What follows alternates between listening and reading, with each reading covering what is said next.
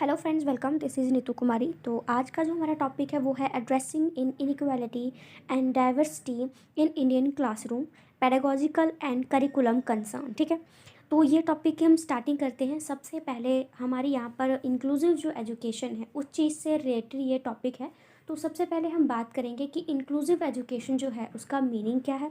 फिर हम बात करेंगे कि इनइक्वालिटी जो है उसका मीनिंग क्या है, और उसके बाद हम डाइवर्सिटी जो है उसका मीनिंग भी हम करेंगे। और उसके बाद फिर हम बात करेंगे कि जो इनइक्वालिटी होती है क्लासरूम में वो किस किस चीज़ को लेकर होती है, और जो डाइवर्सिटी होती है क्लासरूम में वो भी किस किस तरह को लेकर होती है। वो सब चीज़ें हम यहाँ पर कवर करेंगे। ठीक है, तो सबसे पहले हम बात करेंगे इंक्लूसिव एजुकेशन के बारे में कि इंक्लूसिव एजुकेशन जो है वो क्या होती है।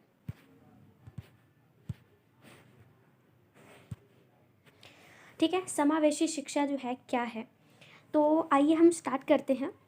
हम समावेशी शिक्षा को एक ऐसे शिक्षण मॉडल के रूप में परिभाषित कर सकते हैं जिसमें सभी छात्र उनकी क्षमता की परवाह किए बिना एक वातावरण में एक साथ सीखते हैं। मतलब होता है कि इंक्लूसिव एजुकेशन में चाहे कोई बच्चा डिसेबल है या किसी भी कास्ट से रिलेटेड है या उसको कोई मेंटली प्रॉब्लम है, वो भी नॉर्मल बच्चों के साथ एक ही क्लासरूम में पढ़ सकते हैं। इसको हम इंक्लूसिव एजुकेशन कहते हैं। एक समावेशी शिक्षा वातावरण का उद्देश्य ये सुनिश्चित करना है कि सभी छात्रों के साथ उचित व्यवहार किया जाए। ये बहुत ज़रूरी है, क्योंकि अगर आपकी क्लास में सब नॉर्मल बच्चे हैं जिनको कोई भी डिसेबिलिटी नहीं है, लेकिन एक बच्चा ऐसा है जिसको फिजिकल डिसेबिलिटी है, जो चल नहीं सकता है, तो उसके साथ भी बिल्कुल इक्वल बिहेव किया जाए। उसके लिए अपशब्द जो है वो उसका इस्तेमाल ना किया जाए, बच्चे भी उसके साथ बहुत ही अच्छा बिहेव रखें। क्योंकि इंक्लूसिव एजुकेशन में बच्चा एक क्लास में बैठा तो है सभी नॉर्मल बच्चों के साथ में, लेकिन उसके साथ बिहेव ही अच्छा नहीं किया जा रहा है, तो उस जो हमने स्टार्टिंग करी है इंक्लूसिव एजुकेशन की उसका कोई भी मतलब नहीं है। ठीक है, इंक्लूसिव एजुकेशन का मतलब है कि बच्चे उस हमारे नॉर्मल बच्चों के साथ बैठे, प्लस उनके साथ जो व्यवहार है, पॉजिटिव जो रिलेशनशिप है या जो जो बिहेवियर है वो होना चाहिए, और समान अवसर प्राप्त हो, यानी कि इक्वल अपॉर्चुनिटी जो है वो उन्हें प्राप्त होनी चाहिए। क्लास में अगर हमने कोई एक्टिविटी करवानी है जो कि बच्चों की हमें फील्ड ट्रिप पे लेके जानी है, तो उसके साथ साथ हमें ये भी सोचना होगा कि हमारे क्लास में एक बच्चा ऐसा भी है जो चल नहीं सकता, तो हमें अपनी एक्टिविटी को कहीं ना कहीं उसके अकॉर्डिंग चेंज कर देना चाहिए। ठीक है, तो ये चीज़ है। समावेशी शिक्षा के माहौल में बिना किसी भेदभाव के छात्रों की विविधता और अद्वितीयता का जश्न मनाया जाना चाहिए। कहने का मतलब ये है कि छात्रों की जो विविधता है, कि कोई छात्र जो बिल्कुल नॉर्मल होते हैं, कुछ थोड़े से कहीं ना कहीं कमज़ोर होते हैं पढ़ाई में, या कुछ डिसेबल होते हैं, कुछ देख नहीं सकते, कुछ किसी को कम दिखाई देता है, तो ऐसे बच्चे जो हैं हमारे क्लासरूम में होते हैं। चाहे किसी भी चीज़ की उनके अंदर सबसे अलग कोई चीज़ हो, फिर भी हमें उसके साथ अच्छे से बिहेव करके चलने की ज़रूरत है। अब हम बात करते हैं इन इक्वालिटी की, कि असमानता जो है उसका मतलब क्या होता है। अवसरों और पुरस्कारों का असमान और अनुचित वितरण जो व्यक्तियों या समूह के लिए शक्ति, प्रतिष्ठा और धन को बढ़ाता है, सामाजिक असमानता कहलाता है। इसका मतलब ये है कि जो हमारे पास अवसर हैं, जो हमें अपॉर्चुनिटी दी जाती है, जो हमें पुरस्कार दिए जाते हैं, उनमें हम क्या करते हैं, डिफरेंस करके, भेदभाव करके उनको लोगों के बीच में बांटते हैं। ठीक है, क्योंकि जैसे अमीर और गरीब की बात करें तो गवर्नमेंट कोई चीज़ इम्प्लीमेंट करती है कि ये सभी के लिए है, तो क्या होता है कि वो जो चीज़ होती है वो अमीरों तक तो पहुंच जाती है, लेकिन गरीबों तक पहुंचने में उसे बहुत टाइम लगता है या वो पहुंच ही नहीं पाती है। तो जो भी हमारे पास रिसोर्स हैं वो सभी के लिए हैं, लेकिन वो रिसोर्स गरीबों तक ना पहुंच पाना ही क्या है, इक्वालिटी, सॉरी, इनइक्वालिटी है। ठीक है, और जब किसी एक को ज़्यादा पुरस्कार या अपॉर्चुनिटी मिल जाती है तो उसकी जो शक्ति है, जो उसकी प्रतिष्ठा है, उसकी जो धन है, वेल्थ है, ठीक है, वो बहुत ज़्यादा बढ़ जाती है। तो अगर ये इन सब चीज़ों को लेकर इक्वालिटी जो है इन अब हम बात करते हैं विविधता के बारे में, यानी कि डाइवर्सिटी के बारे में। विविधता की परिभाषा लोगों के एक समूह में विभिन्न विशेषताओं की विविधताओं के अस्तित्व को संदर्भित करती है। कहने का मतलब ये है कि एक ही क्लासरूम में बहुत सारे बच्चे होते हैं ना, ठीक है, और हर बच्चा जो होता है अलग अलग बैकग्राउंड से बिलोंग करता है। किसी की भाषा अलग होती है, किसी का रहन सहन, किसी का पहनावा, ठीक है, और किसी का धर्म ही कुछ और होता है, किसी का कल्चर कुछ और होता है। तो ये जो सारी चीज़ें होती हैं ये विविधता कहलाती है, और इसको हम पॉजिटिव वे में लें तो ये बहुत बेहतर रहेगा। ठीक है, और ये जो विविधता होती है वो हमें एक अलग ही पहचान देती है कि ये इस धर्म का है, या इसकी ये वाली संस्कृति है, ये वाली भाषा बोलता है, ये इस यहाँ से बिलोंग करता है, इस देश से बिलोंग करता है। तो ये क्या होती है, ये हमारी हमें एक पहचान दिलाने का काम करती है। अब हम बात करते हैं इन इक्वालिटी इन इंडियन क्लासरूम। ठीक है, हमारी जो भारतीय कक्षा है उसमें कौन कौन से इन इक्वालिटीज़ हमें देखने को मिलती हैं। सबसे पहले है पुअर और रिच, अमीर और गरीब।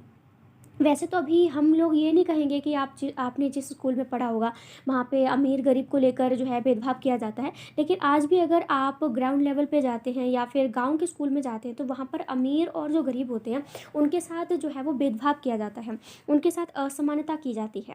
जो अमीर बच्चे होते हैं उनको ज़्यादा फैसिलिटीज़ मिलती हैं और जो गरीब बच्चे होते हैं उनको कम फैसिलिटी जो है वो प्रोवाइड की जाती है, या फिर उनके ऊपर ज़्यादा ध्यान ही नहीं दिया जाता है। अमीर बच्चों को आप देखोगे तो उनके जो कपड़े वगैरह होते हैं वो अलग से ही उनका पता लग जाता है, लेकिन गरीब बच्चों के पास वही ड्रेस जो है उन्होंने बहुत लॉन्ग टाइम तक चलाई होती है, और कहीं ना कहीं पेरेंट्स भी अपने बच्चों पर ध्यान नहीं दे पाते क्योंकि उन्हें काम पे जाना होता है, ठीक है।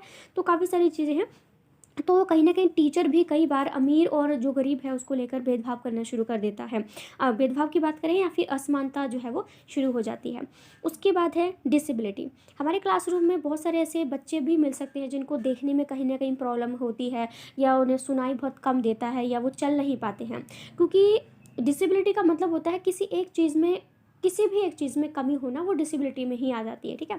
तो क्या वो होता है हमारा कि क्लासरूम में कोई बच्चा ऐसा है जिसको, जो कि फिजिकली डिसेबल्ड है, चल नहीं पाता है, तो कहीं ना कहीं उसके क्लासमेट जो होते हैं वो ही उसके साथ असमानता करनी शुरू कर देते हैं। वो उसको बैड बर्ड, लूला, लंगड़ा, पत्नी और कैसे ऐसे जो शब्द हैं उसको बोल बोल के चिढ़ाना शुरू कर देते हैं। टीचर भी जो डिसेबल बच्चा होता है उसको कहीं ना कहीं नेगलेक्ट कर देता है, उसकी तरफ ध्यान नहीं देता उसके, बल्कि टीचर को ये समझने की ज़रूरत है कि अगर वो बच्चा चल नहीं पाता है तो मैं उसके लिए क्या काम कर सकता हूँ। अगर मुझे कोई एक्टिविटी करवानी है तो मुझे उस बच्चे के तहत एक्टिविटी करवानी चाहिए। ऐसा नहीं कि जो बच्चे दौड़ सकते हैं, चल फिर सकते हैं, मैंने वही एक्टिविटी करवानी है, और एक बच्चा ऐसा क्लासरूम में जो चल नहीं सकता उसको बोल देना कि बेटा कोई बात नहीं है, बैठे रहो, क्लासरूम में ही हम सब एक्टिविटी करके आते हैं। तो इस तरह से बच्चों को कितना बुरा फील हो सकता है। तो टीचर की एक रिस्पॉन्सिबिलिटी है कि वो एक ऐसी एक्टिविटी प्रोवाइड करवाए, या फिर कोई भी ऐसी एक्टिविटी करे जिसमें जो बच्चा चल नहीं सकता है वो भी उसमें पार्टिसिपेट कर पाए, ठीक है। लेकिन क्लासरूम में ऐसा होना बहुत ही मुश्किल से ही हो पाता है। टीचर कहीं ना कहीं उनको लगता है कि ये तो समझ ही नहीं पाएगा, इस पे उसके ऊपर मैं क्या ही ध्यान दूँ, ठीक है, कोई बात नहीं, तू रहने दे। तो इस तरह की जो चीज़ें हैं वो कहीं ना कहीं असमानता क्रिएट करती हैं। जेंडर, लड़का लड़की को कितना ज़्यादा डिफरेंस क्लासरूम में दिया जाता है। टीचरों को लगता है कि कोई बेंच उठाने का काम है तो वो लड़का ही कर सकता है, लड़कियों में तो शारीरिक रूप से कमज़ोरी होती है तो वो चीज़ को नहीं कर सकती। लड़कियां होम साइंस लेंगी, लड़के स्पोर्ट्स का जो है वो काम करेंगे। लड़कियां मैथ नहीं ले सकती क्योंकि उन्हें मैथ नहीं समझ में आता, लड़के जो है वो मैथ ले सकते हैं, लड़के साइंस ले सकते हैं, ठीक है।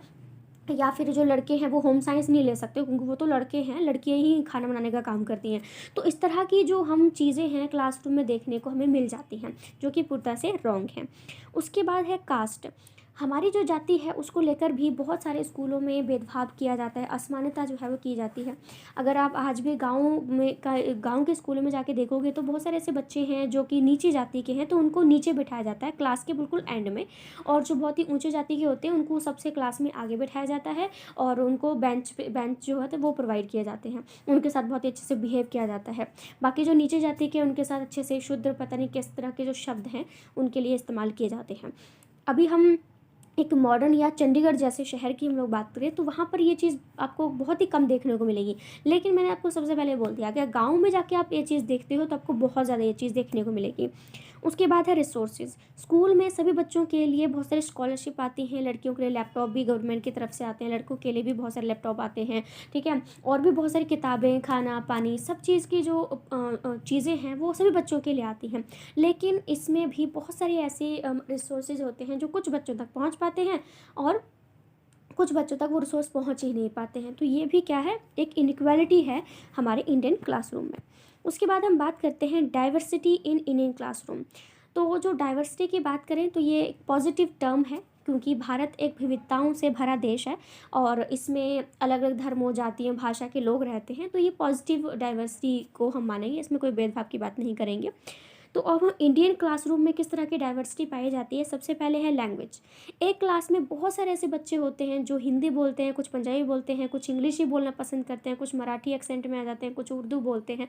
तो एक ही कक्षा में बहुत सारे भाषाओं के बच्चे होते हैं, जो कि बहुत अच्छी भी बात है क्योंकि एक बच्चा मराठी बोलता है, दूसरा जो है पंजाबी बोलता है, तो आपस में फ्रेंड बन गए या आपस में किसी चीज़ को लेकर कम्युनिकेट करते हैं, बातचीत करते हैं, तो एक दूसरे की भाषा भी वो सीख जाते हैं, ठीक है। तो अलग अलग भाषाएं होना कोई बुरी बात नहीं है, बहुत अच्छा रिसोर्स है ये, एक अपॉर्चुनिटी है अलग अलग भाषाएं सीखने का।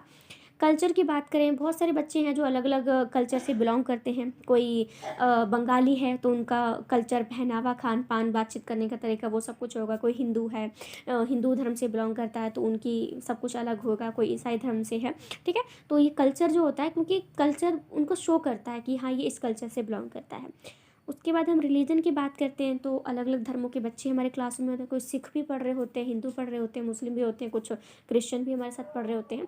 तो ये भी डाइवर्सिटी का एक हिस्सा हो जाते हैं। उसके बाद है एज। उम्र जो है वो भी हमारी क्लासरूम में देखने को मिलेगी, क्योंकि ये ज़रूरी नहीं है कि हमारे क्लास में जो बच्चे पढ़ रहे हैं सभी की उम्र एक ही होगी या एक ही जैसी होगी। वो अलग अलग उम्र के हो सकते हैं। किसी की उम्र ज़्यादा होगी तो किसी की है बहुत ही कम होगी। कुछ क्लासरूम में बच्चे ऐसे होते हैं जो बिल्कुल छोटे होते हैं, उनको देख के लगता ही नहीं है कि ये जो बच्चा है वो फिफ्थ क्लास में होगा। और कुछ फिफ्थ क्लास में ही ऐसे ऐसे बच्चे होते हैं जिनको देख के ये भी नहीं लगता है कि ये 5वीं में होंगे, इन्हें बड़े क्लास में होना चाहिए, ठीक है। तो इस तरह की चीज़ें हैं। उसके बाद है इकोनॉमिक में वही है, क्लासरूम में कुछ अमीर बच्चे भी होते हैं तो कुछ गरीब बच्चे भी होते हैं, ठीक है। इसमें कोई एक्सप्लेन करने की ज़रूरत नहीं है। उसके बाद है एक्सपीरियंस। क्लासरूम में एक्सपीरियंस बच्चों का भी अलग अलग होता है, क्योंकि कुछ बच्चों के पेरेंट्स ऐसे होते हैं जो बच्चों को बाहर घुमाने लेके जाते हैं, है ना, अलग अलग जगहों पे घुमाने लेके जाते हैं। लेकिन कुछ बच्चों के पेरेंट्स ऐसे होते हैं जो कि बस घर में ही रहते हैं, कहीं उन्हें आना जाना पसंद नहीं है पेरेंट्स को, तो बच्चों को भी कहीं नहीं जाने देते हैं। कई बार तो स्कूल की तरफ से ट्रिप वगैरह जाते हैं तो वहाँ पर भी बच्चों को नहीं जाने देते हैं, क्योंकि हम किताबों से जो ज्ञान लेते हैं वो सिर्फ पेपरों में ही काम आता है। लेकिन घूम के बाहर निकल के घर से जो हम एक ज्ञान प्राप्त करते हैं वो हमारी ज़िंदगी को संवार सकता है। तो एक्सपीरियंस जो होता है सब बच्चों का अलग अलग होता है। वो पेरेंट्स पे डिपेंड करता है कि वो बच्चों को कितना एक्सप्लोर करने के लिए मौका देते हैं, बाहर जाने देते हैं, लोगों से मिलने देते हैं अलग अलग। क्योंकि बाहर जाते हैं तो हम ऑटोमेटिकली बहुत सारी चीज़ें देख कर, सुनकर, समझ कर बहुत सारी चीज़ें हम सीख जाते हैं, ठीक है। नेशनैलिटी की बात करें तो बहुत सारी नेशनैलिटी की मतलब क्लासरूम में कोई जो है वो भारतीय भी पढ़ते हैं और बाहर से आए हुए फ़ॉरेन जो बच्चे हैं वो भी पढ़ रहे होते हैं। कुछ बच्चे नेपाल के आके भी यहीं पे बस जाते हैं तो वो भी वहाँ पे पढ़ रहे होते हैं, तो ये भी डाइवर्सिटी में आ जाता है। उसके बाद हमारा पॉइंट है पैडागॉजिकल कंसर्न। तो सबसे पहला पॉइंट है whole class teaching. Whole class teaching का सिंपल मतलब है पूरी क्लास को एक साथ में पढ़ाना, लेकिन जो तरीका होता है वो थोड़ा डिफरेंट हो सकता है, क्योंकि ज़रूरी नहीं है कि एक तरीके से जिस बच्चे को समझ में आ गया तो दूसरे बच्चे को भी उसी तरीके से समझ में आएगा। तो यहाँ पर टीचर का ये रिस्पॉन्सिबिलिटी बन जाती है कि वो हर एक बच्चे को अलग तरह से सिखाए। उसके बाद है कोऑपरेटिव लर्निंग। कोऑपरेटिव लर्निंग होनी चाहिए। हमें बच्चों को ज़्यादातर जो है ग्रुप में काम करवाना चाहिए, ताकि कुछ बच्चे होते हैं आपस में लड़ाई झगड़ा करते हैं या बहुत दिनों से उनकी बातचीत ही नहीं हुई होती है, इंट्रोडक्शन नहीं होती है। तो जब उनको हम एक ग्रुप में डाल देते हैं तो एक दूसरे को समझते हैं, बातचीत करते हैं, तो ये चीज़ हो जाती है। और बच्चा जब एक ग्रुप में बढ़ के काम करता है तो अलग अलग बच्चों की कुछ ना कुछ रिस्पॉन्सिबिलिटी हो जाती है। वो अपने अपने ही जो हित हैं उन्हीं को सामने नहीं रखता, बल्कि वो ऐसा काम करता है कि सभी का फ़ायदा हो उस ग्रुप में जितने बच्चे शामिल हैं, ठीक है।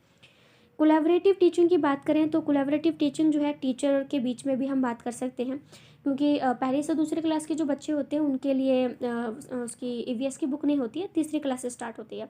तो ऐसा नहीं है कि पहली और दूसरी क्लास में ईवीएस नहीं होती है तो बच्चों को पढ़ाया नहीं जाता। ईवीएस को हम मैथ के थ्रू पढ़ा सकते हैं। मैथ में बच्चों को मैं काउंटिंग करवा रही हूँ तो मैं बोल दूँ कि बच्चे यहाँ पर 5 पेड़ हैं और 3 जो है वो जानवर हैं, तो अब बताओ कितने हुए ये मिलके। तो क्या कर रही हूँ मैं, ईवीएस और जानवर किसके पार्ट हैं, ये ईवीएस के हैं। तो मैं क्या कर रही हूँ, मैथ भी सिखा रही हूँ, प्लस मैं क्या कर रही हूँ, मैं उनको ईवीएस के बारे में पढ़ा रही हूँ। मैं कोई तितली का एग्जांपल ले रही हूँ, कोई फ्रूट का एग्जांपल ले रही हूँ, ठीक है। या मैं बाहर घुमाने के लिए ले गई तो मैंने क्या किया, इन्वायरमेंट में घुमाने को लेकर जा रही हूँ, लेकिन करवा मैं वहाँ पे साइंस की चीज़ें रही हूँ। तो ईवीएस को हम अलग अलग सब्जेक्ट के थ्रू जो है वो इंटीग्रेट करके सिखाते हैं।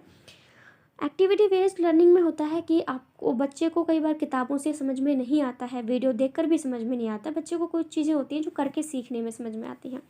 अगर मैं बच्चे को साइंस के बारे में पढ़ा रही हूँ, ये चीज़ कैसे बनती है या कैसे चीज़ बनती है, तो बच्चों को क्या करूँगी, मैं साइंस सिटी ले जाऊँगी। आपने देखा हो स्कूल में, ज़्यादातर स्कूल साइंस सिटी में बच्चों को ज़रूर लेके जाते हैं, क्योंकि बच्चे वहाँ जब शारीरिक रूप से खुद मौजूद होते हैं, अपनी आँखों से हर चीज़ को देखते हैं, तो उन्हें जल्दी से वो चीज़ समझ में आती है।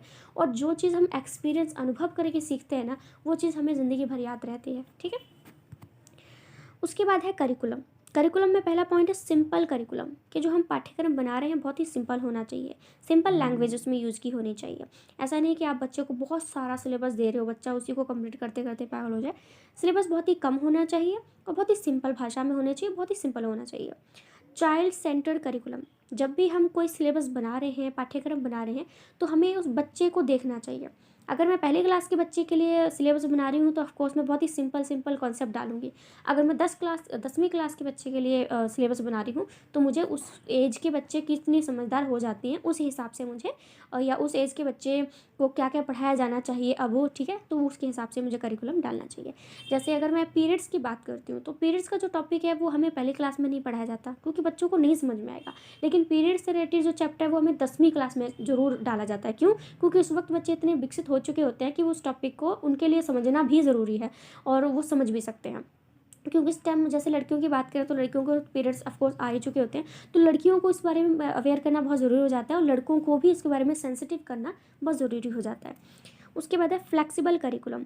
फ्लेक्सिबल का है कि अगर हमने कोई सिलेबस बनाया है, कोई पाठ्यक्रम बनाया है, अगर उसमें से कोई चैप्टर ऐसा है जो हमें लगता है कि बच्चों को पढ़ाने की ज़रूरत नहीं है, ये बच्चे को इससे कोई फ़ायदा नहीं मिलने वाला, तो हम उस करिकुलम से, उस सिलेबस से हम उस चैप्टर को निकाल सके, इस तरह से हमें पाठ्यक्रम बनाना चाहिए। अगर कोई और चीज़ ऐड करने की ज़रूरत है तो हम वो भी ऐड कर सकते हैं, ठीक है।